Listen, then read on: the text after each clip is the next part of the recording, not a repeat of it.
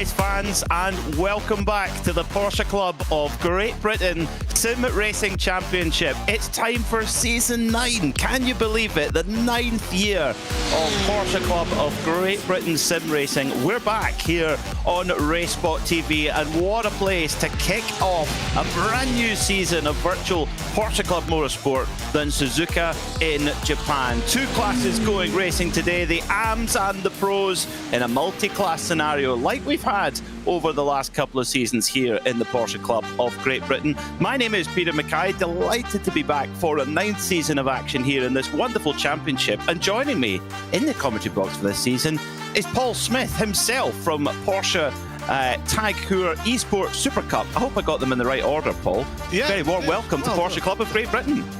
Yeah, it's a pleasure to be here, and I'm looking forward to an absolutely sensational season, as we always have here in this series. And yeah, I'm looking forward to it. And yes, Peter, you did get it right. I'm also on the Rafa Racing Club Porsche Esports Carrera Cup Great Britain. Say that 3 times fast.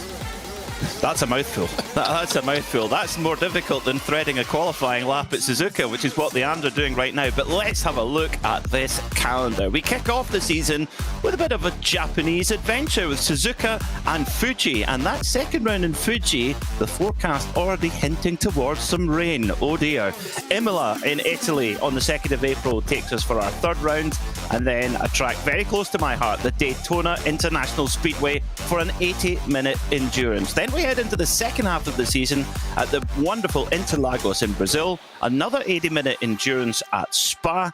Of course, Silverstone. Of course, we've got to go to Silverstone for the penultimate round of the season. And then, well, one of the finest racetracks anywhere on earth, Sebring International Raceway, hosting the finale of this championship, not for the first time. As we mentioned, 2 classes taking part, the Pro and the AMs. They're separated by pre-season qualifying, so all drivers were invited to a qualifying shootout at the Circuit of the Americas, where the fastest half of the drivers were put in the Pro class, and the next half of the drivers were put in the AM class. The AM class are driving this machine on your screen right now, the Porsche GT3R, the 992 generation. And the Pros, they are in the very latest Porsche prototype, the 963 GTP that won the Rolex 24 Hours of Daytona for the 2nd time just a few weeks ago. Qualifying underway, 10 minutes for each class here, and the AMs going first here, Paul, and qualifying at Suzuka, never an easy job at all. No, absolutely not. So many places that this track can really bite and really catch you out there on track. Track limits are going to be an issue for them on qualifying. It will invalidate a lap. If you are new to iRacing and you're wondering what I'm talking about, if you step over the track limits as defined in the iRacing software, then your qualifying lap is automatically invalidated. So you have to go again, and with only 10 minutes for these drivers, and in practice they were doing 2-minute laps. 1 minute 59.7 was the fastest in practice. That doesn't leave you a lot of time. If you make one mistake, you're really under the cosh. You are, yeah, and it's getting the tyre into the exact correct window that you want it to be in terms of temperature, pressure, ready for a fast lap push. It's a fixed setup, so the drivers start with 40% of the fuel that the tank can take, and so it's not total qualifying setup, but certainly better than it being full to the brim. Heading up through the S's is Ollie Carwadine, who finished, I mean, couldn't have got any closer to winning the AM class last year, finished joint top, but lost out on countback. He'll be desperate to go one better, sporting the Michael Schumacher helmet of another manufacturer that has a prancing horse on its emblem. Yeah, with a questionable sponsorship on it, but historically accurate, yes. But yeah, Ollie Carwadine, that's got to hurt, hasn't it? To lose a championship on countback. It's you've done everything except cross that little bit of tape. You know, the other guy got it first, but I think Ollie will be wanting to make amends for that and will want to get that championship sewn up this time. One of the trickiest corners right here, Spoon, double apex left-hander, you carry the speed in, you're tempted to run really wide, and look at it, he's not quite getting to the apex there of the second part, and that just means he's compromised onto this back stretch, heading in towards a daunting corner. I would argue not as daunting as it used to be, 130R. Yeah, it's an interesting one in a GT car as well. There's a little bit more finesse required. There's more high downforce cars, so you can just go completely flat through there. But into the Casio triangle, where we've seen some calculated moves and some slightly less calculated moves into that particular corner in the past. Let's see what Ollie can do. 2-minute flat point 3 is Ryan Penny's best effort so far, which sits on pole. It's a 2-minute flat point 8 for Carwadine. That's good enough for second. So it's the 99 of Ryan Penny who sits on pole. And wowee, look at this paint scheme right out of the box for the Oris racing machine of Kim Such, who won the Season 8 Clean Driver Award, which was won in the Pro class by Byron Crawford. But Kim Such not got a time on the board just yet, but I'm liking this livery. This is cool. Oh, I'm not liking that though. Oh, yeah, dear. I'm not liking that. That's what we call in the industry suboptimal. Yeah, you're going to have to pull over, and the thing is there enough time? We've got about 4 minutes left for these drivers to be out there, be able to set a lap time. So if you went and took a tour back to pit lane now and came out, you'd get a lap in. But it would be tight actually with that. So yeah, I will say, you mentioned about that paint, looks very 90s does that paint from Kim Such. So definitely one that you don't miss. No, neither do you miss this one with the shiny kind of metallic finish on it. The Scuderia Chicken House machine of Andy Shepherd, car number 76. Looking resplendent there. No time set yet for Andy. This could be a qualifying session where simply having a time on the board could certainly vault you up the grid, and we might well see some drivers not actually even able to put a clean lap together. That might sound ridiculous, but when you're pushing for that last tenth, that last hundredth in qualifying, spinner in front of Andy Shepherd there, and things like that happen. You get someone spin in front of you, and that's a lap gone. And you're absolutely right, Paul. Just really a couple of proper laps to have a go at it. That's not a lot. Let's see what Andy Shepherd can do then. The clock's ticking over to 201.6. Did that register? Yes, that puts him up in 7th position at the moment. Tony Franklin, I like this one as well. I tell you what, the AMs are coming in strong with their liveries. This has got a bit of Porsche works about it, I'd say. Yeah, they're coming in hot. Oh, Steve Haley, talk about coming in hot. 2 minutes pretty much dead for him. So 3/10 in the lead in AM qualifying. Well, this Oris Digital, they're coming out hot with Ryan Penny in second. Hot pace and hot livery there as well. It's got a bit of the Mark Baxter Jones Valiant Kramer sort of mint green to it with the splashes across it. It's almost got a kind of McLaren F1 GTR splashes across a Porsche Kramer Valiant. I like that. It's a good combo. So I didn't know that was the combination we needed, but we do. Let's see what Ryan Penny can do then. He just needs to find just 3/10 of a second, but around Suzuka, you can easily push it over the edge, looking for that extra time as he comes round into Spoon now. Looking nice and neat and tidy so far. It's Ryan Penny, driver of, he's a lucky boy. He's got one of the latest Porsche 992 GT3s in. Now, forgive me if I'm getting the shade of yellow. I believe it's speed yellow, but I could be wrong. It's definitely yellow. It's just which shade of yellow. I'll bow down to more dust and dirt being kicked up. That's something that these drivers are going to have to be wary of, as well as all the detritus and the debris on track that gets kicked up. But yeah, Ryan's coming across the line. I've been fortunate enough to have a hot lap passenger ride in the previous generation GT3. That was quite some stuff. It moves your organs around. The aero that are on these cars, even for a road car, is amazing. Kim Such has decided to bash on a 202.2 with a car looking like that's been hard on the wall to go 9th. do you know, damage limitation there for Kim Such. Very, very good. Yeah, I'll have to head down to the Porsche Centre Chester for some spare parts, so I think. So that's great stuff then, considering the damage that was to that car. We should be reaching the end of qualifying, so basically, if you're on a lap now, finish this one off, and then we won't be too far away from pro qualifying coming up for the last 10 minutes of the session. So when we reach 15 minutes, that'll be the checkered flag for these AMs. Yeah, and pro qualifying, watching that Porsche 963 prototype being put to the limit around this amazing racetrack.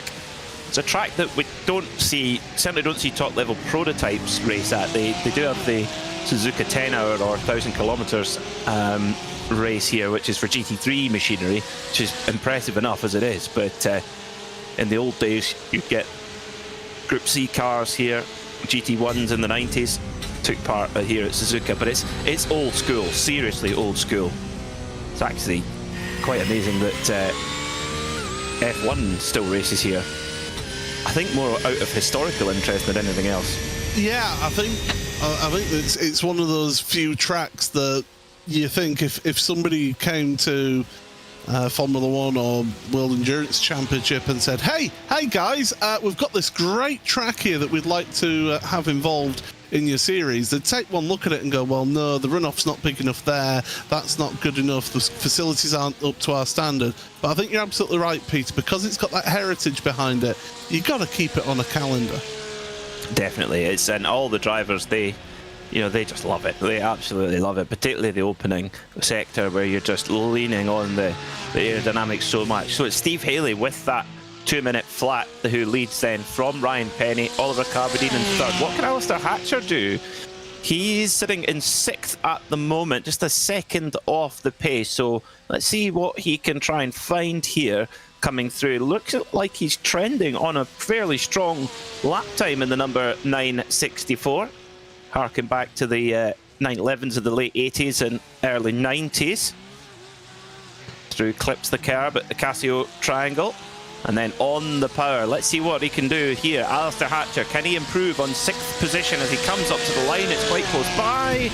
2-minute flat point 5, that's surely going to put him up. Yep, that puts him up onto the 2nd row in class. So great final lap there from Alistair Hatcher. Already, the pros, they're lining up. They're making a very expensive queue at the front, at the end of pit lane. Not as expensive as the queue as if it was this LMP1 hybrids. I think that would have been an exorbitant queue at the end of pit road. But no, these GTPs, fantastic machinery, and yeah, it's going to be great to see these drivers pushing it to the limit out there on track. Ollie Carwadine, for some reason, I think has forgotten that AM qualifying is finished because he's still out there rotating. But yeah, I'm looking forward to seeing what these drivers could do in these prototypes. Well, life is fantastic when you're made of plastic. In this case, carbon fibre reinforced plastic. The Barbie Girl machine, car number 247 of Steve Kershaw, a fan favourite, a commentary booth favourite, and red back for another season. And just doesn't lime green and pink just go together so nicely, Paul? Certainly do. I mean, you're talking to you're talking to somebody who runs with pink wing mirrors in sim racing. So whichever livery I get put on, it's excuse me, baby pink mirrors. Thank you very much. I always do it. Always do it. So no, the Barbie car, great to see that out there. And again, another car that you can't really miss, in my opinion. But they've got a minute and a half here. I have a funny feeling that some of these drivers have parked up here just to burn a little bit of fuel off before they get out onto the track. Yeah, get to the front of the queue first and foremost, then start revving the engine to use up that tiny little bit of fuel. The only thing is though is, yeah, all that's happening now is the tyres cooling off even more than it already is getting. It's not going to warm up. It's going to get slightly cooler. And yeah, it doesn't make a huge amount of difference. It's all about more that build lap of getting everything in the right window and getting down to business quickly. 11/10th racing cars always looking good as well. I was just going to say on that subject of the tyres losing temperature and pressure, that won't be an issue for drivers coming out of pit road in the new iRacing build for the GTPs because no tyre warmers. Yeah, that's going to be very interesting, isn't it? Yeah, so when we come back for round 2, the GTPs in the Pro class, they will handle very, very differently to what they are in this first round. So iRacing announced today or yesterday yesterday the more details about a complete remodel of the GTP tyre and its performance, because at the moment it's much faster than the real world car, and the tyre is in a much stronger position when you come out the pit lane than it would be in real life. From the next round of this championship, they will be coming out the pit lane on tippy toes, and that's going to change qualifying particularly, Paul. Yeah, you're going to be really got to be careful coming out of pit road. I mean, at Fuji, you've got a long way down to turn 1 as well from pit road, so they're only getting colder, really. And as soon as you hit the brakes, you just got to be going straight on at that hairpin. You've really got to work those tyres to get the heat built into them, but you've got to be careful not to end up making a fool of yourself and spinning it. It's that fine balancing act that you've got to do. So yeah, these drivers, even now with the tyre warmers that they've got at the moment, still feeling that they have to do a bit of weaving, get a bit of energy into those tyres before they then start their first hot lap. Yeah, they usually, one out lap and one hot lap is probably at the end of the first hot lap is when you've got the tyre in its optimum, I think. Though at that first hot lap, it's not quite there. And at a circuit like Suzuka, you've got to keep that in mind, because if you're tipping into a corner which is normally flat or normally nearly flat, and you try and go in there without the temperature and pressure, you can see, yeah, the driver's really trying to generate the friction back and forth, really get the energy through, get on the brake pedal, a big long braking zone, try and generate temperature as much as you possibly can. And the number 6 of Johnny Elia desperately trying to do that, the 11/10th machine with the yellow wing mirrors and flashes and accents. Right, the first qualifying lap, the hot lap of season 9 of the Porsche Club of Great Britain Sim Racing Championship is underway then, as Johnny Elia tips the 963 into turn 1 and 2. Let's take a ride with him then up the S's, 4th gear in this 4.6 litre twin turbo V8 machine. The engine actually started off its life back in 2005 as a 3.4 litre naturally aspirated V8, which was put in the Porsche RS Spider. It was also then put in the Porsche 918 road car, and yet it still carries on, albeit slightly bigger. Aren't we all after that length of time? Slightly bigger, and a couple of big turbos on it, which puts out quite a bit more power than it did initially. On the brakes hard here then for the hairpin, and then on the power. Always difficult to get the traction just right, Paul, with these cars. They've got so much power, nearly 700 horsepower all through the rear wheels. Yeah, add on to that the fact that you've got twin turbo engine there. Fortunately with modern motorsport cars, they haven't got the massive turbo lag that the old Group C cars used to have.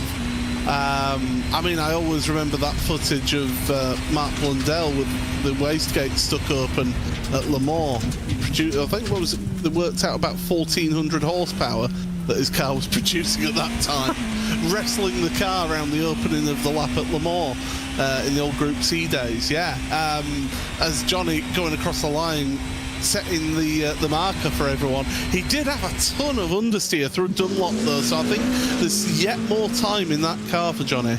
No question there's more time. Yeah, I think the second hot lap is the lap that you want to really get the lap time down on, and yeah, that understeer is pure tyre temperature and pressure for sure. James Cummings comes around, Spoon in the flying Calippo, back to the familiar livery, car number 2. Up the hill he goes then towards 130R. Of course, these cars are hybrid. The hybrid isn't deployed manually or on demand. It's done automatically. It's part of the overall powertrain. So it applies about 70 horsepower or so, with the internal combustion engine producing just over 600 horsepower, depending on the balance of performance in the series it's running in. But that, as you said, Paul, that turbo lag can be not entirely eliminated, but mostly eliminated by filling in the gap with the electric motor. So the electricity and the traction and the acceleration of these cars is pretty immense. Danny Lee, newcomer to the series, definitely not a newcomer to sim racing, very experienced sim racer, but brand new to the Porsche Club of Great Britain, here in the number 188 machine. Oh, that's big commitment through there. Yeah, and no lift. It's just absolutely flat to the bulkhead. Carry that speed through 130, and the thing is, because this car generates so much downforce, you're not going anywhere near that exit curve either. No, it's you know what's crazy though as well is that these cars don't generate a great deal more downforce than an old GTLM or GTE car did. Many of the drivers who have come from the GTE or GTLM car, the GTE, like the RSR for example, apparently the downforce level isn't that different. Just shows you how impressive those things were. The only difference is the weight. They're a good couple of 100 kilos lighter than a GTE or GTLM car, but they're pretty impressive pieces of kit. Rob Sharp back again for another season in this revised paint scheme for his machine, blue, yellow and chrome. Danny Lee on pole position then with a 1:40.788, so he's on pole, goodness me, by 0.6 of a second. Remarkable. Now there's two names who are missing from our list, who are on the entry list for this season, are Johnny Cullen, last year's champion who won by 1 point, and Christian Suzuka, former champion. Neither are here for this opening round, so they're already giving a little bit of a march to their rivals. Christian Suzuka I've been had the honour of commentating on in the Rafa Racing Club Porsche Esports Carrera Cup Great Britain, and he's been finding it. He has on and off days, I think it's fair to say, in that series. He's either on it and could be challenging for the head of, for example, the AM category, or he's getting involved in incidents because he's in that mire. But it shows the step up in levels that you see through sim racing, how that series in the British series is that step up, and then you look to the Porsche Tacoma Esports Super Cup, it's just another universe ahead of that series. Yeah, that series you're talking about, pretty much full-time pros. Quite remarkable, the standard. And the thing is, you can get, unlike when you go and watch your heroes at Le Mans or Daytona or Sebring or wherever, you can only really imagine what they're doing. But here in the sim, you can look at the lap time, look at the car, look at the track conditions, set it up exactly the same, go out there, push it as hard as you possibly can, look at the time, go, no, that's a good time, and then look at just how impressive these top sim racers are. But that's why there's a cool ladder in place that you can progress through. Great to see Christian out there racing in that championship. Couple of titles under his belt here in the Porsche Club of Great Britain, and yeah, he's definitely that is his style, is all attack, that's for sure. Used to race Caterhams actually in the yes. outdoor world. Yes, we actually spoken to him on one of the broadcasts, and David Addison, who I work with on those shows, was asking him if it was indeed the Christian Suzuka, and it was yes it is. The one and only. He's the Chesney Hawks of the Rafa Club Porsche Sprint UK Club GT3 Challenge Cup. I told you, it's quite a mouthful. We are running low on time now, so drivers are wanting to In fact, I think the number 5 of Danny Jones will be the last one to start a lap time here. So be interested to see what these drivers can do with this remaining time now. Well, Danny Lee's decided that's it. He's parked up, happy with his lot. Great time from Rob Miller, just 0.3 of a second off pole. Johnny Elias 0.7 of a second off pole, so a little bit bigger gaps in the pro class. Let's see what Rob Sharp can do. He's sitting 4th at the moment. Can he improve? Can he leap up the order? Round the final corner he comes now, over the line. Does he improve? It's a 141.574. No, that's going to be 4th quickest for Rob Sharp, but a good qualifying performance there. Steve Kershaw. For those who are sidecar racing fans, it's not that Steve Kershaw. Different Steve Kershaw. But has the striking livery that everybody aspires to run with. Who wouldn't want to run with the Barbie livery? To be fair, I would. I would run with that livery. Yeah. And when you jump in the car, you're like, well, come on then, Barbie. Let's go party. I haven't missed this, Peter. Chaz would have liked that. Chaz would have gone for that. And he'd have bashed one straight back over the net as well. He'd done another one ready to go. I have to think I actually need to go through the lyrics of Barbie Girl so I can think of some more to just drift in over the course of the season. Steve Kershaw, does he improve on 8th on the grid in Pro? No, he does not. So it will be no better than 4th row then for Kershaw. To quote another Aqua song, if only we could turn back time. Aqua, of course it was Aqua. They get forgotten. Yeah. Everyone wants to talk about Barbie, but Aqua, they're creative genius. Oh, that is Dr. Yes. Hey, Dr. Jones. You come for the Porsche Club of Great Britain and you get a history of obscure 90s. Yes. Oh, that's yes. I'm trying to think of the tune, how it went. Dr. Jones. Is it like that? We are on broadcast. Oh, we are, right. We are live. That was an outside voice, wasn't it? That wasn't an inside head voice, was it? Anyway, this is what you come for, folks. This is so we're told. So, Rob Miller, he's actually trimmed the gap down. 0.284 now is... Oh, so he's got quicker and quicker. Can he find any more time here and push Danny Lee off pole position here as he comes down into the Casio triangle? Taking quite a bit of curb there as well, and just the traction there, fantastic. Oh, and into pits he goes. All of that build up, I know. and then they let you down. There was a no. Never mind. Never mind. Looks like we've got a race on at the front there. Time's pretty close with our top 2, Danny Lee and Rob Miller. So welcome to the championship, Danny Lee, and what a way to mark the arrival on pole position for this 40-minute feature race here at Suzuka International Circuit. 40% fuel load though, so we will have a pit stop, at least one pit stop. It'll be very likely it will be one pit stop for the GT3Rs in the AM class, but and I wonder about the GTPs in Pro, Paul. Are they going to make it on one stop, or are they going to need a splash and dash?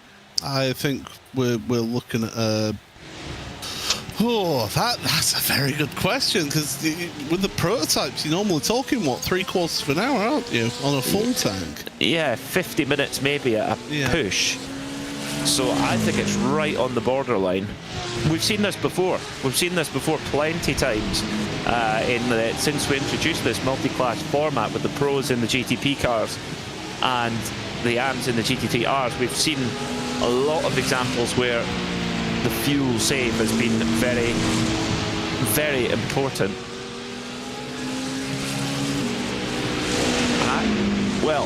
I mean, in terms of, the thing is you can give away quite a lot of pace and still be quicker than coming in for that second splash and dash.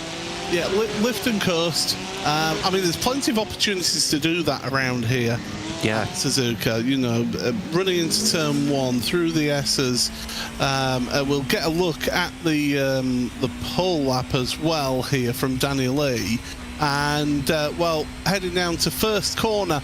Brilliant corner name, I must say. Changing down to third gear to get that car into the apex. It's got a little bit of positive camera burr, which means that works in your favour. And then just this brilliant section here. Left, right, left, and then right again. Get the car over as much as possible to the right-hand side to then open up Dunlop, this long radius double apex left-hander up over the top of the Brook Crest, so you're really going to be struggling for grip. The Degners, what a brilliant section, such a challenge. You will see people going off there through Degner 1 and 2. Head through this little kink then and towards the hairpin. Always feels really clumsy there. Not always the quickest to get right to the apex there. You want to be just off of the apex, because again, it's a cambered corner. 200R then through this long sweeping right-hander up to the right-hand side for Spoon. Open up the middle of the corner, then it pinches up here on the second part of Spoon, running out over the curb, and then you're down the back stretch, heading towards 130R. Get the car over to the right-hand side, and listen to this, it'll be flat out. Oh, the speed just coming off with the friction of going through the corner into the Casio triangle. You clatter the curbs through there to get the best result and the best charge out of the last curve. And that's your pole lap, Peter. Very impressive driving. Interesting, they're going through the S's at the start, just flicking back and forth between third and fourth gear, just back forth through it, just to maximise it as best as possible.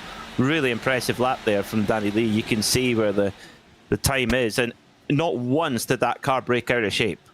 No, it was absolutely on rails.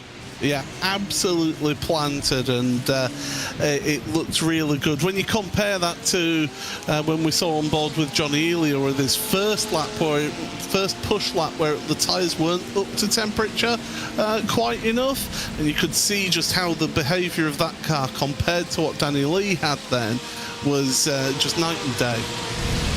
Yeah, it's fantastic. Absolutely fantastic stuff. Well, just under a minute left in warm-up then, and a huge thank you to a huge list of partners who have come on board for this season, some returning after many seasons here of supporting the championship, and some brand new as well. A big warm welcome to Oris Digital and Sim Demon. Thank you very much for your support of the Porsche Club of Great Britain Sim Racing, and all returning LMC Midlands Food Service, the Porsche Club Track Days, Stand 21 overalls. I believe Stand 21 clothed the original stick, possibly all the sticks, but definitely the original stick, the Perry McCarthy stick. Paddock Partners, Leading Edge Graphics, Derbyshire Holiday Homes, Pirelli Tyre, and of course, last but definitely not least, the wonderful folks at Porsche Centre Chester. If you're in the market for a new Porsche, if you are, lucky you, get down to Porsche Centre Chester. They will look after you. Ask for Carl, he'll look after you for sure. Cannot promise a 911 ST allocation. We've got into trouble with that before. But anyway, moving on swiftly. Danny Lee, brand new to the series and straight on pole position, but not by much, by 0.284 of a second from the number 9 of Rob Miller. Then it's Johnny Elia and Rob Sharp making 2 PCGB regulars on the second row. Then it's Rob Healy in the Wright Motorsport liveried machine alongside James Cummings in the Flying Calipo. Paul Goffin for Sim Racing Magazine starts from 7th, with Steve Kershaw on the outside of row 4 in the Barbie machine. Danny Jones, the Haribo Bear, starts from 9th, and then it's Byron Crawford in 10th. Heinz Meyer will roll off from 11th. On pole in the AM class in the 911 GT3Rs is Steve Haley, who qualifies on pole by just 0.2 of a second from Ryan Penny. Then it's Alistair Hatcher and Ollie Carwadine. Pete O'Connor and Ralph Meyer roll off from the third row. Row 4 is Alex Jones alongside Andy Shepherd in the Scuderia Chicken House number 76. Then Tony Franklin and Kim Such round out the top 10. Carl Stringer in the GT3 RS livery. A machine will start from 11th. And returning once again in the beloved Pink Pig, it's Andy Marston, who rolls off from 13th alongside Alex Boney. So the Porsche 911 GT3 Touring Cup car, completely unique to the iRacing service, leads us around on, it's not even a full warm-up lap here, Paul, just from Spoon Curve up the way, not any time at all to generate any kind of tyre temperature. No, those track conditions will help a little bit. It's getting a little bit warmer on track. We are early in the day here in session, 11 minutes past 8 in the morning here. And of course, you've got to mention, because it is legally mandated here on RaceSpotTV, that we are at a Japanese track, so it's a low adhesion asphalt that they use here, so you can have issues with grip compared to some other tracks. Yeah, it's slippy. It's very, very slippy here in Japan. It just makes the challenge of this beautiful Suzuka circuit even more difficult. It was designed in 1961 by Hans-Jan Hugenholtz, same guy that designed Zandvoort and Zolder. It was at the behest of Mr. Honda. But all Porsches on the grid here, the Porsche 963s going to lead us away in the pro class. Danny Lee in the red, white and black machine with the gold wheels, waiting for that green flag to get a 9th season of Porsche Club of Great Britain Virtual Motorsport underway. It's a long hold on the flag. There's the green flag call. And off we go then. It's a slow getaway there from Danny Lee, but is he going to have enough of a gap here as Miller's going to try and hook it around the outside? There he goes into turn 1 and 2. Does he get the move done? He does. Great move there from Rob Miller. It's Miller time at the front of the field as he heads out ahead of Danny Lee. Then in third position, it's one of the 11-10th cars. That's Johnny Ely. A good start from him. Meanwhile, Alistair Hatcher's making big moves in the AM class of the GT3Rs, and he's moved up to second. Oh, cars off everywhere. Oh dear, it's all going on at the S's as the AMs come through. A couple of spinning prototypes. Yeah, Steve Kershaw, one of those involved in that one, as well as Danny Jones further down the order as well. So a bit of drama on the opening lap here through the S's. But what has launched that Rob Miller got there? And oh my goodness, that's Ralph Mayer, sorry, going off the track there. That's not ideal through Degner. I did say though, Peter, we would see somebody going off there.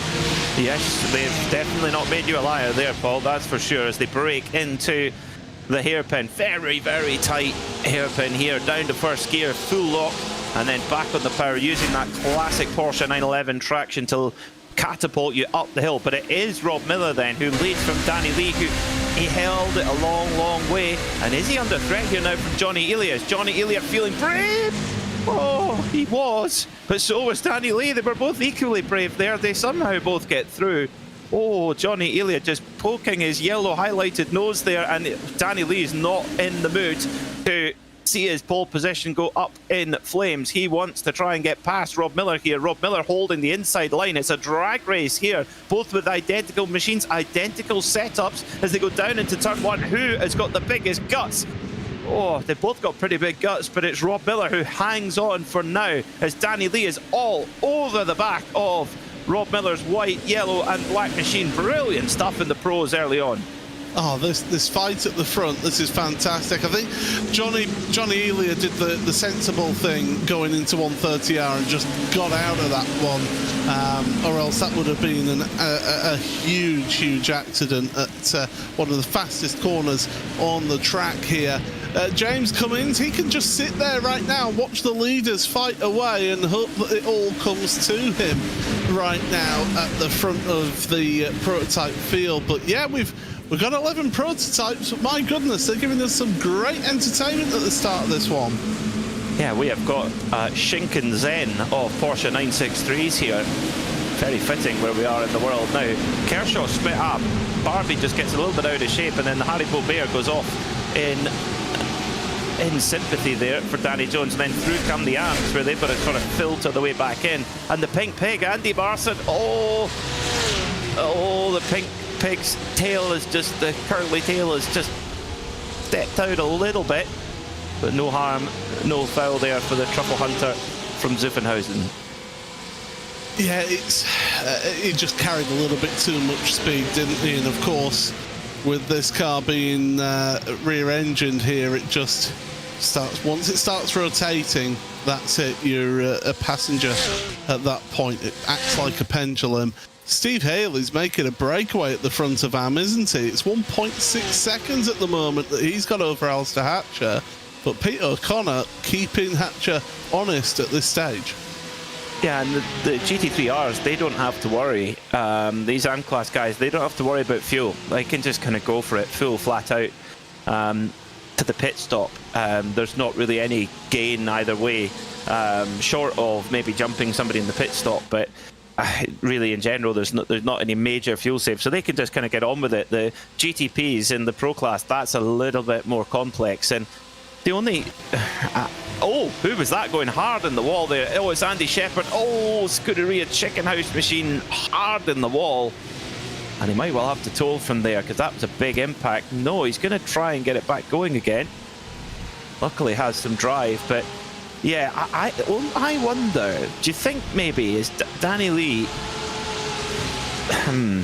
is there a tactic where he might have quite happily jumped in behind Rob Miller and gone, actually having someone ahead of me is going to make fuel saving a lot easier? Or is that the plan B? I think that's the plan B. With the body language that that car had on those first opening salvos, he didn't want to be behind. He wanted to be the one setting the pace from the front and showing everybody, hey, I'm the new kid on the block and I'm here for keeps. But Rob Miller showing that, you know, you can't have everything go your way here, and it's not about having that one quick lap. It's stringing those laps, lap after lap, being super consistent. That's what gets you the race win at the end of the day. And at the moment, Rob's just showing that pace consistently at the moment at the front. Yeah, number 11 of Alex Jones. Good start there in 4th place in the Jägermeister machine. The colours that were made famous by the Kramer Racing Porsches, but also Brunn Motorsport, which team that Stefan Beloff drove for. Always colours that look good. They look much better. It's much better news on a racing car than it is mixed in with Red Bull, actually. I think we've all had that experience. Less said about that, the better. No, you talk as somebody who's teetotally a you're a temple of patience and self-discipline, Paul. Hello to you all watching on RaceSpotTV. Great to have you joining us for a brand new season of the Porsche Club of Great Britain Sim Racing. Danjo911, thank you for writing in. I suppose writing in is... It's not a 1980s radio show, but anyway, we'll say it is anyway. Says that the fuel tank for the GTP is around 18 minutes. So it maybe is achievable then on the fuel save. Who was that who went off in the background? Somebody went off in the background there into turn 1. I didn't quite catch who that was, but we are seeing... there you go, there's somebody off. Oh. There was a gulf between that car and the Apex. I mean, he certainly sent the Apex a postcard, that is for sure. You know, wish you were here. You mentioned right at the start of this race, Peter, that the designer of this track designed 2 other tracks. What were those 2 other tracks again, sorry? Zolder and Zandvoort. Oh, well, I suppose 1 out of 3 is not a bad effort. Yeah, I'm not a fan of Zolder or Zandvoort. Great places, both great places, great people, know them well. Yeah, I'm not. Let's leave that one. The tracks. Yeah, I think Zolder was the only World Championship race that was a 90-minute endurance race where we had a total of 1 overtake that I commentated on. So absolute PTSD if I ever there. Plus, every time that I've raced there at Zolder, I've always ended up on my roof. So yeah, it's not happy memories for me. And Zandvoort's, I'll give it credit. It's a fun track to do laps on, but to race, I'm not a fan. But Suzuka, he nailed it with Suzuka. Yes, absolutely. Okay, good. Okay. But sometimes everyone's just looking for their masterpiece, and I mean, as masterpieces go, Suzuka is, yeah, it's got to be right up there, and home to the greatest race all year, the Suzuka 8-hour motorcycle race. I knew that would come up at some point in this broadcast. Yes, it has to. It has to. We have got the leaders, the overall leaders in GTP, catching up to the back of our AM class here now. So we are going to be getting some integration of the classes. Yeah, I think we will, and that's definitely going to shake things up. As there goes Rob Miller, your leader. Then, how's Daniel Lee going to play this? Let's listen in and see what the throttle inputs are like.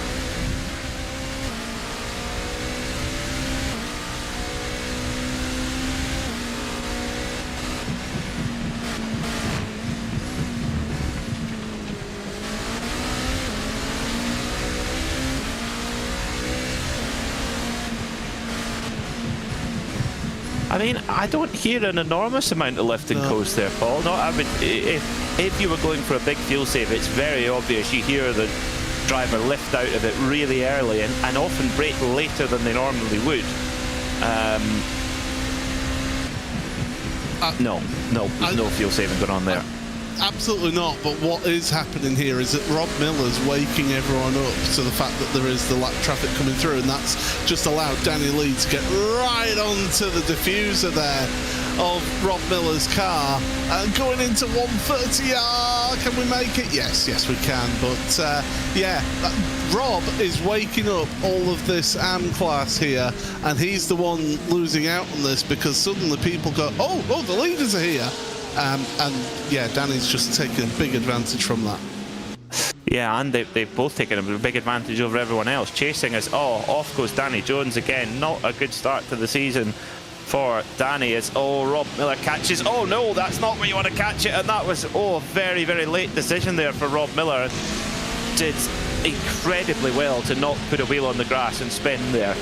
That was a very, very late choice there from Rob Miller, and I think that really caught Danny Lee out as well. I don't think he was expecting Rob Miller to dive out of line there, and that gives all of a sudden 1.6 seconds, bang, just like that. Whereas in open air you'd have to work very hard to build up that kind of advantage, but one corner, there it goes. Oh, it's Heinz Fire. Oh my goodness. Yes. Did you just close your eyes? Yes, I just clenched a lot. Oh my goodness, I mean... Like a cigar cutter. I will say, I think Rob Miller made that move through turns 1 and 2 more out of desperation, realising that the place that you do not want to be behind that slower category of car is through the S's, because it is very much a preferred one line through there, and it's very difficult to make your way past if you're the quicker car, which you have to remember, that quicker car does have to make those moves safely. Yes, the slower car will try and mitigate and try and assist them in getting by safely, but it is ultimately up to that quicker car to make those overtakes safely. Very true. Very, very true. And that is just the art of multi-class racing, and we've had a few seasons of it now in Porsche Club of Great Britain Sim Racing. I think it's been a fantastic addition. As whoa, here comes Carbadini's. Oh, he's very late on the brakes. Oh, off goes Barbie. Where did Barbie come from? Oh my word. Carbadini gets the move done though after all that, and he did keep the car on the circuit just about. As Alex Jones, I think, will be a bit irked, but will be wanting to try and hand back the punishment. So let's have a look then. So oh dear me. I tell you what, Kershaw was lucky not to wipe out the other GTP and all of them. Everyone, all of them. John Virgo. We nearly had our first John Virgo trick shot. And I think it was a case of Carl Wadine made the move and then looked in his mirror and saw a pink GTP coming on and going, do you know what? I'm getting out of this one and I'll go deep here to allow the space. Oh, that would give you heart palpitations seeing that in your mirror coming very quickly. Yes. Well, that must have been a flashback to childhood. I don't know if Ollie Carbadine has a younger sister, but if he did, he's probably used to that, seeing a Barbie being flung across his bow. Well. How they all got through that one, I'll never know. Paul Goffin. Oh,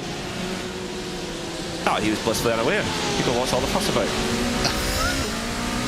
Yeah, I'm sure that's exactly the reaction that he had.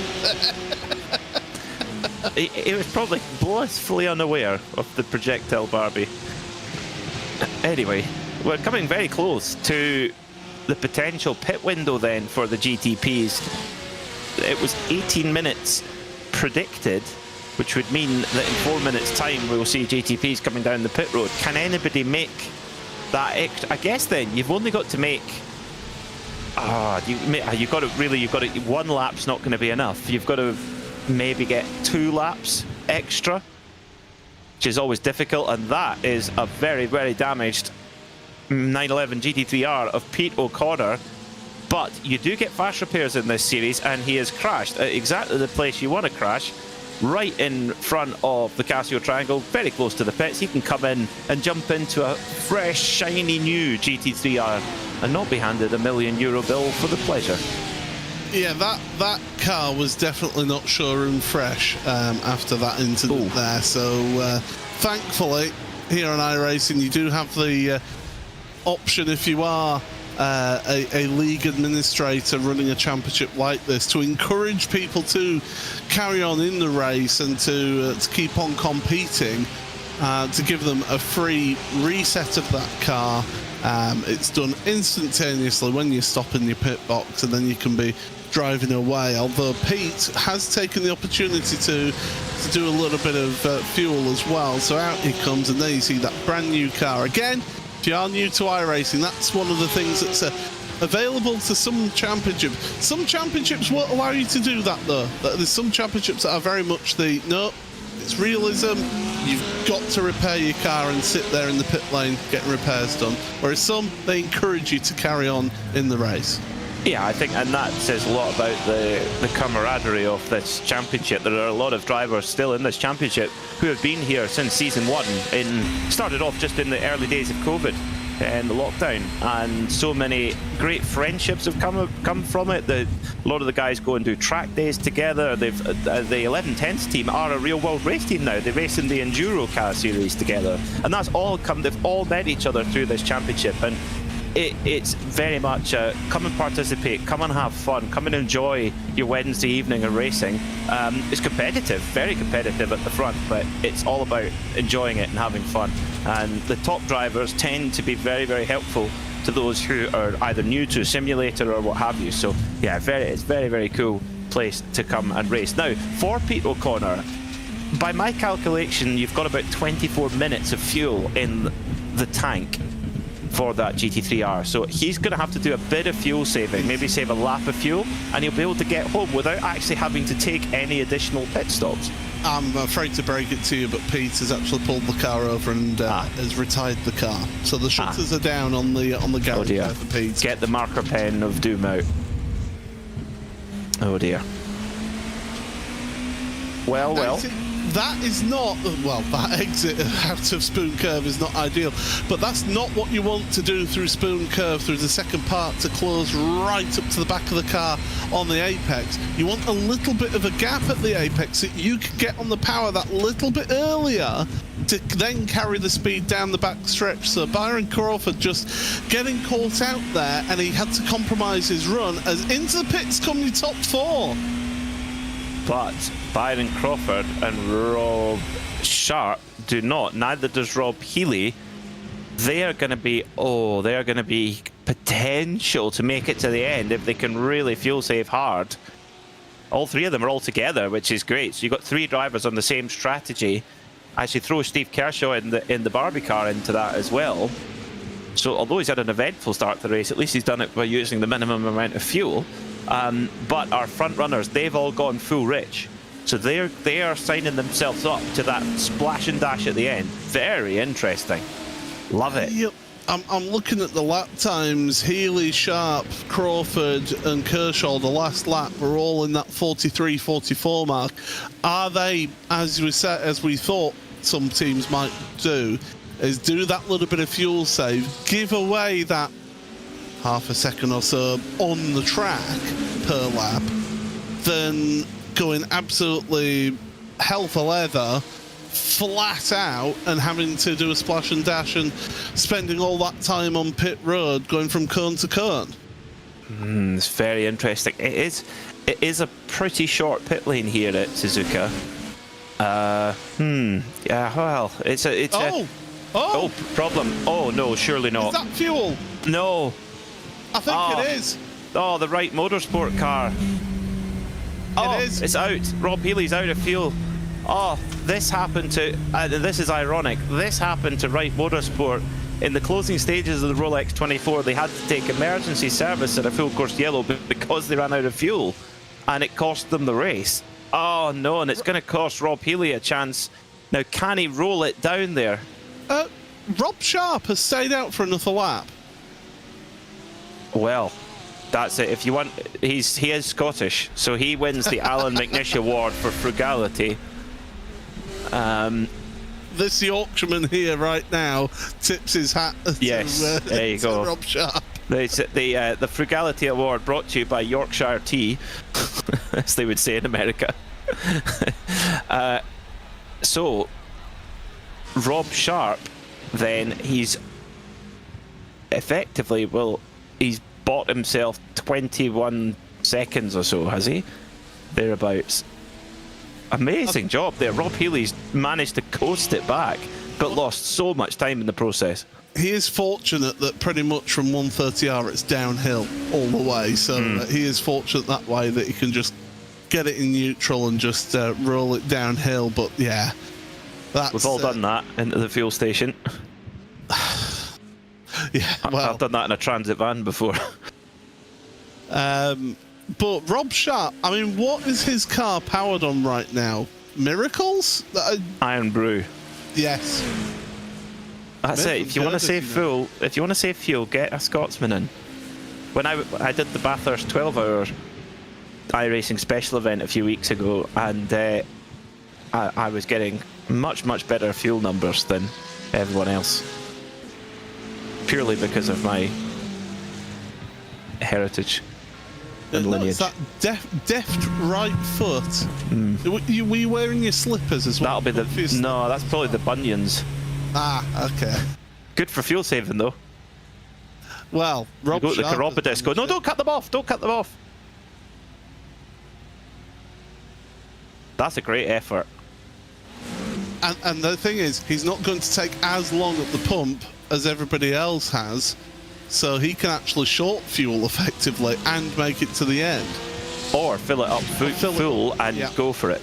Yeah. Whichever. I find though, I find where sometimes, it does depend on the circuit, but there are certain circuits where you can drive in a fuel efficient way and actually not really give away any lap time.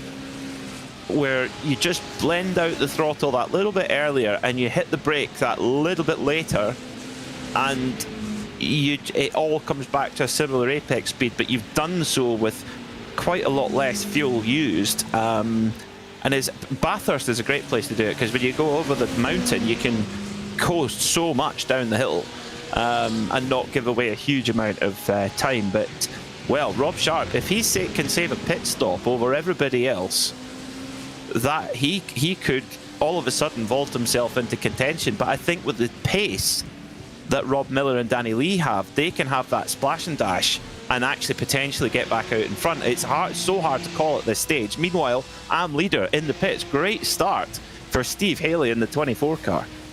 Yeah, being sterling stuff there from Steve at the front, as well as Alex Jones, Kim Such onto pit road as well. So the arms very much doing that as well. But Alistair Hatcher, though, able to save some fuel in the early stages of this race, and will just take that little bit less fuel at the pit stop compared to Steve Haley. So we'll see how that goes. Time to remember for Steve Haley is 16.5 seconds in the box. So we'll keep an eye on Alistair Hatcher as to how he does. So off go Alex Jones and Kim Such then, having filled up with fuel. And there goes Rob Sharp. It's going to come around. So Rob Sharp is, after his pit stop, is 13 seconds off the lead. Now, even just driving through the pit lane alone,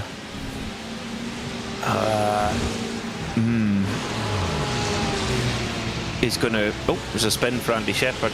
Even just driving through the pit lane alone is going to take time. And so it's now up to Rob Sharp. He's got enough fuel on board, you'd think, where he can now push. He doesn't have to fuel save. Oh, and you know what? Mistakes like that from Rob Miller, he locked up into the hairpin. That's cost him a big chunk of time at the hairpin. And yeah, him and Danny Lee, Johnny Elia, James Cummins, they're all going to have to really push to try and gain that gap over Rob Sharp. The problem is for them, though, is that Rob, yes, he's filled the tank, and I mean absolutely brimmed it. If you know that you're not going to be able to make it to the end of a race, do you brim it, or do you maybe just not put in a few litres, save a bit of time in that first stop, have a lighter car to be quicker, and then at the splash and dash just have that extra few litres to add on at that point? Could do. Yeah, that's very interesting. And well, let's see. And Rob Miller and Danny Lee, they've got to be careful as well, as if they start battling, you know, they then slow each other down, and they've got more pace than Rob Sharp on a clean lap. They know that from qualifying. But Rob Sharp isn't a million miles away. But if he's saving an entire stop, it's huge. Do you know what? I think it could extrapolate pretty much perfectly, almost like a stagger. Well, Rob is 16 seconds back off of the race leader right now. Well, 15 and a half seconds, sorry. He's got to keep that gap within that 20-second mark, preferably as low as possible, to really try and take advantage of that. But yeah, this is going to be a really intriguing end to the race. For me, I'm looking forward to that. There's not much time between Steve Haley and Alistair Hatcher as well at the front of AM. So 1.2 seconds separating those two after their pit stop. And Steve Haley was half a second quicker then than Alistair Hatcher. Hatcher's half a second slower in the box. One driver who's confusing me slightly is Ryan Penny. He's taken a lot longer in the box than everyone in AM, 7 seconds more than most. I think he took tyres and the rest didn't. I think in a 40-minute race like this, where the track temperature is 25 degrees, I don't think he gained that much of an advantage. If it was, say, when we go later on in the season to Interlagos, in the second half of the season, and if it happens to be in the middle of a blazing sunshine with 50-odd degrees track temperature, yeah, it's worth trying that and getting that fresher rubber.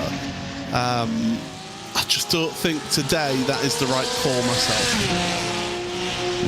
Yeah, it's a tricky one. It's a tricky one when you give away, so yeah, 7 seconds, and then you've got 12 laps of running. You know, are you getting back that amount? You know, are you getting that back, that time back? As such, we'll find out. I don't see the drivers who haven't taken tyres. I don't see their tyres dropping off a cliff, but could be wrong. The track temperature was very, very low compared to what it can be here in Suzuka. So yeah, the conditions are more favourable than normal. Rob Miller is, as he gets out on the artificial grass, and there's more grip there than I thought there would be.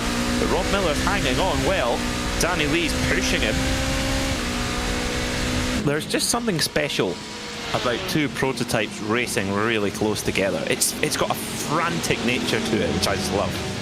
It's the speed that they can carry, and oh, look at this, Danny Lee showing the nose, trying to put Rob Miller off right now at the front of the field. But yeah, it's just the speed that they're able to carry, and when you're talking about dueling at 200 miles an hour, door handle to door handle, there's nothing better, is it? It's absolutely fantastic. And look at that. I mean, the prime example there, into turn 1 and turn 2, they carry so much speed on corner entry to turn 1, but then they're also having to brake and slow down for turn 2. It's such a tricky part of the track, is that. It's actually quite underrated, is that first corner. Quite aptly named first corner as well. And then into Snake. Yes. That's good. And then we're into the more heritage names. Degner. Degner 1 and 2, named after Ernst Degner, who was actually an East German who escaped to Japan and sold the secrets of the East German state motorcycle racing team to Suzuki. And those secrets then very quickly leaked into the other factories, and that's why the Japanese motorcycle industry went on to be as successful as it was, amongst other things. But yeah, Ernst Degner, that's who those two corners are named after. Ironic from a circuit owned by Honda. Yes, it is. I'm just sat there thinking of saying, hang on a second. This was a Honda track, yeah. And this is what I love about tracks like this and like the more traditional circuits, is that they have corner names that are steeped in history. I'm not a fan of tracks where it's just, oh, it's turn 1. Oh, I hate it. Oh, it's turn 2. Or even worse, you go to somewhere like Road America and it's, well, what's this corner? Well, that's turn 3. Hang on a second, we haven't gone through another corner. Oh, you have. There's a 0.1 of a degree. but then they have carousel. No. Hurry down. But that's Canada corner. Yeah. They do like have some corner names, but you look at some of these tracks nowadays, and I mean, the other track that you really think of that's got an iconic corner number for me is turn 8 at Turkey. Yeah, and look what it's got. Yeah, it's a car rental car park. Is it really? Is that what it is now? Yeah. Dearie me. Big moment there for Rob Miller on the exit of Degner 2. Got the rear coming out a little bit on the paint. But he's doing well to keep Danny Lee at bay. There's no fuel saving going on, that is for sure. So both these cars, both these drivers know they're coming in again. And if they don't want to come in again, well, they're maybe a bit late to save the fuel. Kim Such now in the fight for fourth with Alex Jones in the Jägermeister car, straight up ahead as Jones is holding a very, very tight line. Oh, nearly goes a bit deep on the brakes. Oh, Such. But hangs on to it.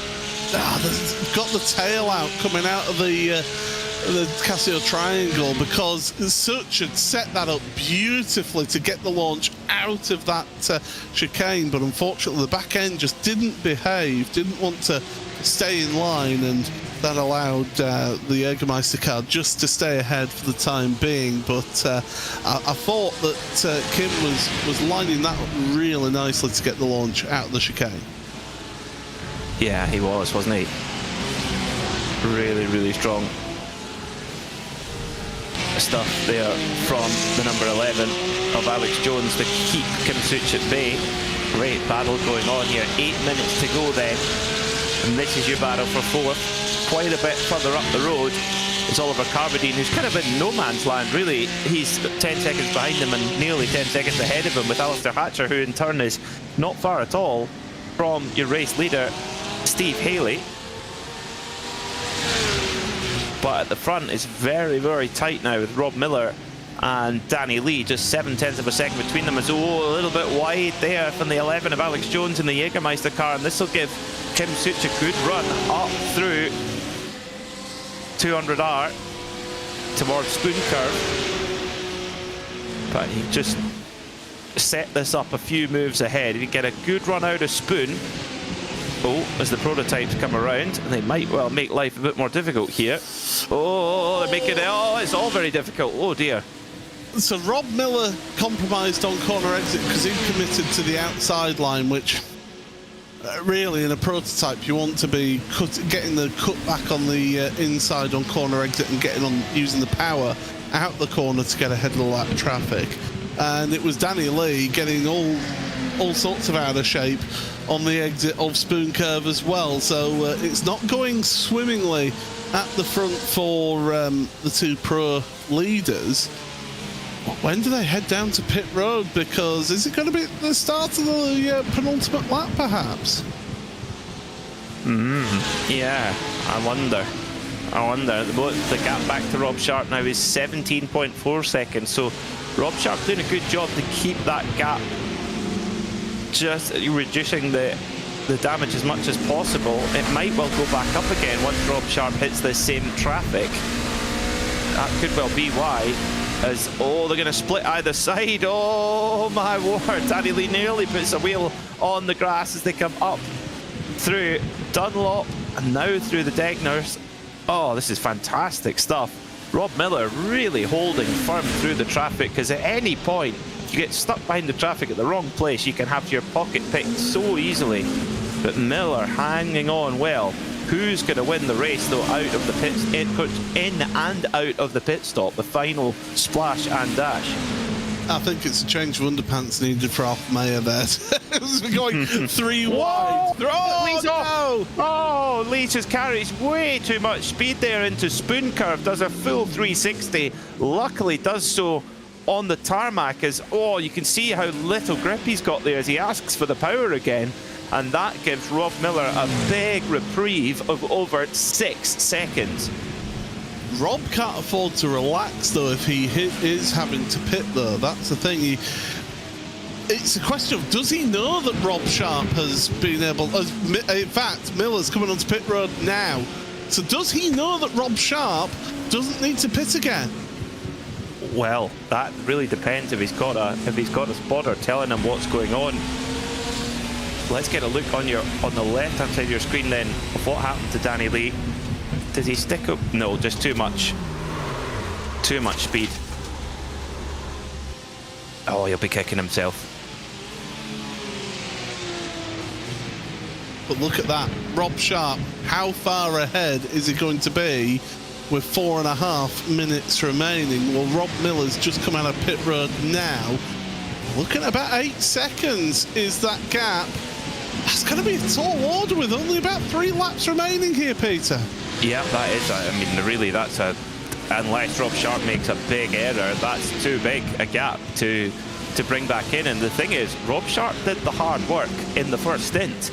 You know, he did 22 minutes in the first stint, which meant he only had to do 18 in the second stint. So if it was 20 and 20, then obviously it would be very difficult as difficult in the second stint as it was in the first stint. So he's got an easier job of it in the second stint in terms of fuel mileage. So yeah, Rob Sharp is in prime position here to win the opening round of the season 9 of the Porsche Club of Great Britain Sim Racing Championship. And we've seen this before. Since we went to this multi-class format with the GTP cars, with this 40% fuel limit, there have been races that have been won on saving that pit stop, and there have been races that have been won on going for the final splash and dash. It's worked in both ways, and it seems that the same puzzle has been put ahead, and the answer, well, Rob Sharp appears to have got the correct answer of this strategical conundrum. And I tell you what, he's good for it as well. Needs to keep it on the grey stuff now. Needs to keep out of trouble. Do you know what? I've given a few drivers the curse of the commentator recently. I've got a strong strain of commentator's curse right now, so hopefully I'm not doing that for Rob. But yeah, AM leader Steve Haley just having to open up the steering there into turn 2. Yeah, it's looking good so far for Rob. Yeah, fantastic stuff. I love that of you. Put in the thought, have a think outside the box, rather than just going flat out and just trying to be the quickest. is there another way around this to get to the checkered flag ahead? And actually, when you look at the lap times, you know, Rob Sharp, his best lap time of the race is a 142.168. Rob Miller, 141.140. Danny Lee, 141.146. So Rob Sharp's fastest lap is a second slower as, oh, Barbie nearly gets on the Jägermeister there. That's a combination I've not thought of. Oh, wow. Oh my goodness, it's getting close between these two. And James Cummins, nice move at the Degners. Oh my dear, what's that? That's Johnny Elia. Is it? Yes. Oh dear, oh no, that Johnny Elia, surely one of the contenders for the championship, off at the second Degner in a big way, and he's having to tow to the pits. Oh. Now, did he just get locked up there, or did he have some sort of technical failure? I think it's locked. Let's have a look. Yeah. Oh, yeah. He's just like, come back. No. And it's like a black hole, is that gravel trap. As soon as you touch that gravel trap, you're saying hello to the tyre barrier. It was just like he got on the brakes just that little bit too, or quite a bit too late, and there was no slowing it down. Oh, as James Cumming has to take avoiding action from Ollie Carbadine there, who sits in third in AM. So quite a lot of late drama here at Suzuka. Well, if this is what the season's going to be like, we've got 8 rounds and 6 of them run to this format. The other 2 are 80-minute endurance races. We're in for a cracking season, Paul, and I think there's going to be a lot more drivers in the gap in between the next round, the next 2 weeks. I think there's going to be a lot of people looking, particularly in the pro class, going to be looking at that strategy going, can I make that work? Does it work for Rob Sharp? Barbie update had a drive-through penalty for accumulation of instant points there. So, yeah, that was Steve Kershaw having to take a trip down pit lane. But certainly one driver who has been enjoying it has only led 4 laps. This is the 5th lap he'll have led. Rob Sharp is leading the important lap. Yep, he's got to the final lap ahead. We're understanding from our spotters that he's had a few moments in traffic with some of the AM cars, but just the Casio triangle to negotiate now. And he does so round the final corner then. Rob Sharp, the surprise package here. The Professor wins here at Suzuka to open up his account in Season 9 of the Porsche Club of Great Britain Sim Racing Championship. 1 stop is the order of the day, and he jumps ahead of Rob Miller and Danny Lee to take the top step of the podium. Brilliant stuff. Absolutely fantastic, and also fantastic for Steve Haley as well. Has kept a good 1.5 to 2 second lead in AM, and he's never looked back. No, fantastic stuff there from Steve Haley. No mistakes whatsoever all day long. He wins in AM ahead of Alistair Hatcher. Then Ollie Carbadine should come home in third, and the battle for fourth still rages on. Is Kim Such going to have a lunge here into the triangle? No, not quite. Not quite. Has to give best, but still a top 5 finish for Kim Such, and 4th there for Alex Jones to kick off the season here. Going to be competitive. I think it's going to be wide open in that AM class. Yeah, that's not going to be a gimme. That is for sure as the AM class. It's looking tremendous. To be honest, this whole championship is looking tremendous based on this opening round of the season. And what a time, Peter, for you to give me the call and say, Paul, we need you. We need you on the series. My goodness, what a sensational start. Well, we're delighted to have you part of the happy family here in the Porsche Club of Great Britain Sim Racing Championship. The last few come over the line. What a great way to start the season here at Suzuka. And well, next race, heading off to Fuji. Problem on the last lap for the Wright Motorsport machine, limping over the line with big damage at the front. What went on there? Yeah, that's. I believe that would have been damage from down at the hairpin for Rob there. So Rob Healy deciding that I've made it to the finish. He's dragged that car on its tub and done a sensational job just to get that to the end of the race. But yeah, looking very second-hand. It's already second-hand there. Oh yes, yeah, it is. And yeah, quite a lot of debris. It was a Degner. Oh, it's been Degnered. Oh my word. I mean, I love the commitment to just get straight back on it. Oh, nearly straight into the path of Danny Jones in the Haribo machine. But Rob Healy, this it's nothing if not tenacity, that's for sure. Rob Sharp, your winner then. Fastest lap, over a second slower than Rob Miller and Danny Lee, but that didn't matter. It was a race of fuel, mileage and strategy. Rob Sharp, your winner by 5.7 seconds over Rob Miller and Danny Lee.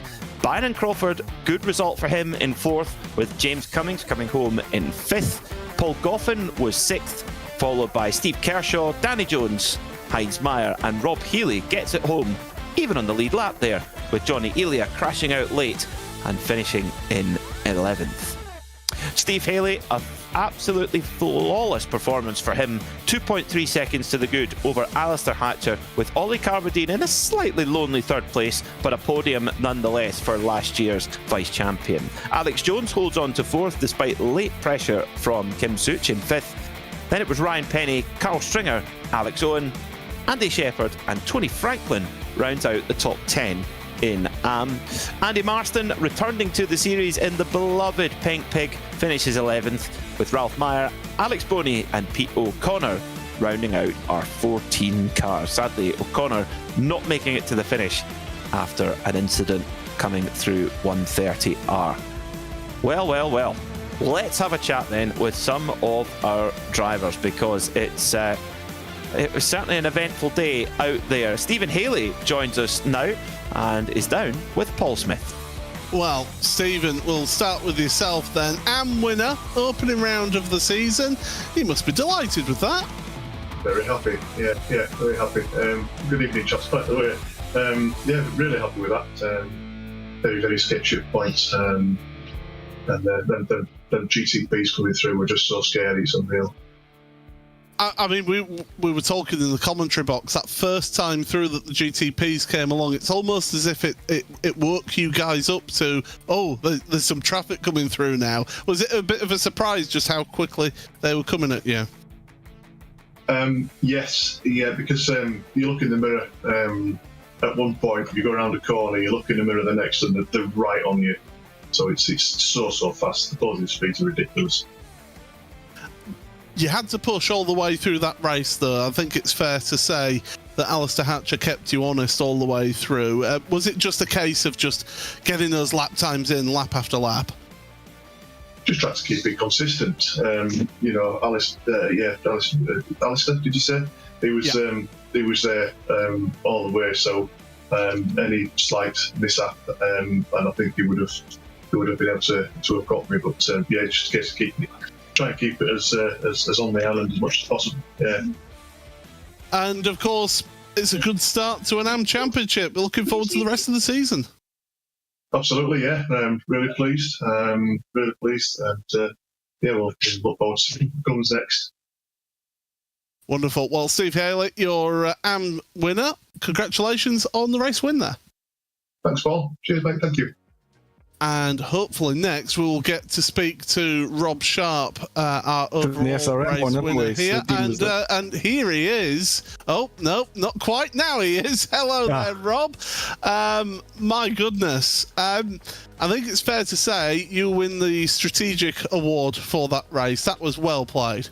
Thank you very much. Yeah, I was just saying to the guys in the chat room there, no one's more surprised than I am. But was that always the plan then from the start of the race? Just get that fuel saving in that first stint and then be able to go to the end? Yes, that was the plan. You know, I'd done a practice or two, and I knew it could be done, although I wasn't sure whether the race was going to go to 23 or 24 laps, and you know, the trouble was brewing if it was going to go to 24, I thought. But actually it was fine. So yeah, that was the plan. But there was a huge amount of lifting and coasting involved in order to get that done. Well, it certainly worked for you. And how does that look then going into the next round? Because, of course, we're going to see that big change to these GTP machinery for the next round of the championship.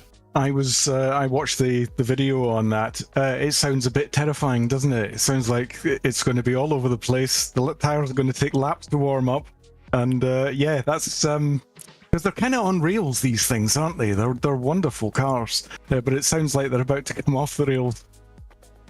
Well, hopefully it stays on the rails for you for the rest of the season. Congratulations on the race win there, Rob.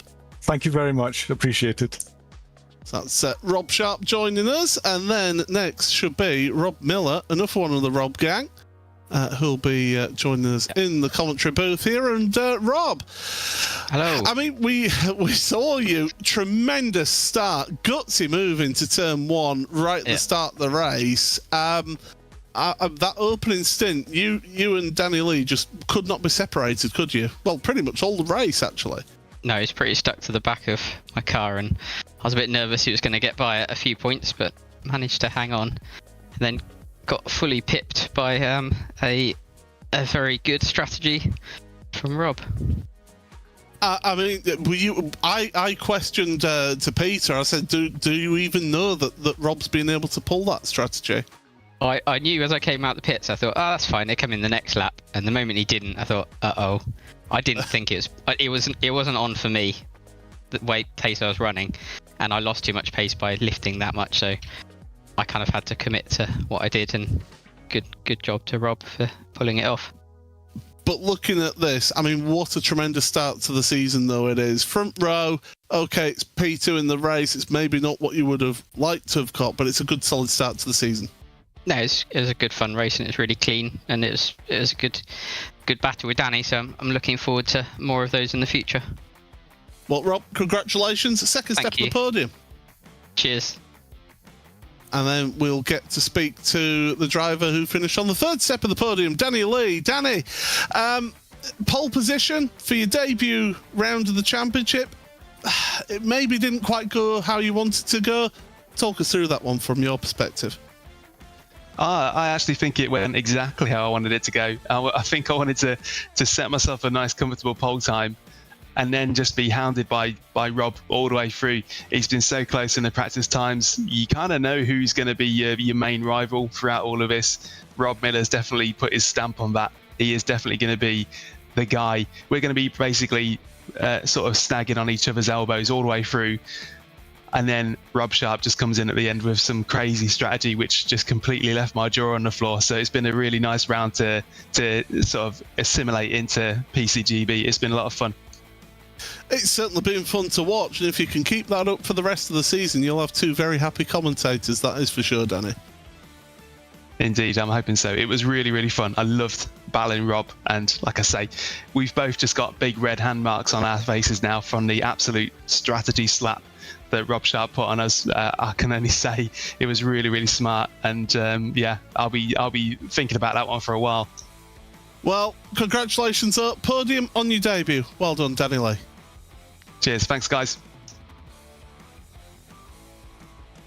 Great to hear from all of our drivers there, and yeah, I'm actually really, really surprised, Paul, actually, by how much that took those top two drivers by surprise.